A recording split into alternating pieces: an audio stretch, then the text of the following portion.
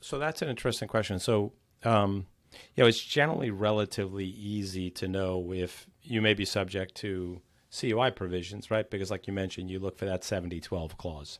If you have the 7012 clause, all right, pretty obvious they're at least saying that I have CUI, all right? Or, how do I know if I have like ITAR or EAR? Will it be that EXPT? Like if I said to someone, like I'll say to someone frequently, they'll be like, I'm not even sure if we have CUI. I'm like, it doesn't matter. Do you have a 7012 clause?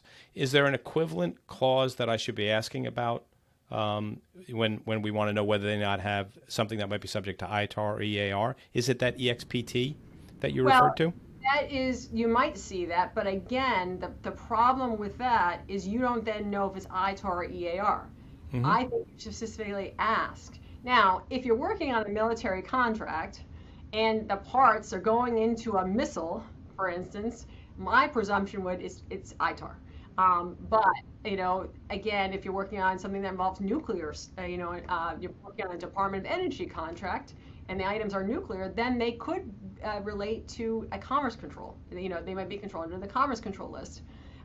But it's really important to understand, and some individuals were asking me, and there was a discussion actually online about, well, what about the end part? If the information is CUI, then what happens when you've developed the end product? What is that?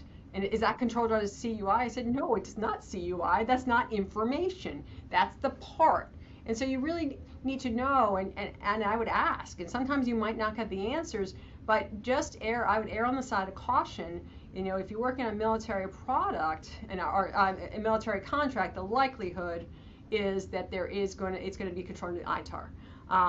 And you can seek guidance, and there is a way to seek guidance from the Department of State and Department of Commerce, but you really should be asking the contracting officer.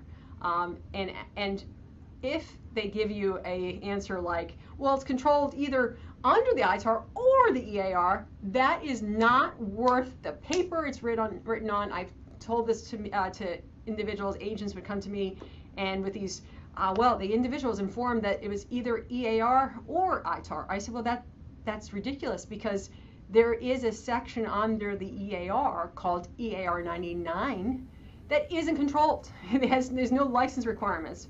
And that's why it's so important to understand if there are controls, so that you as a company know what your obligations are to protect that information.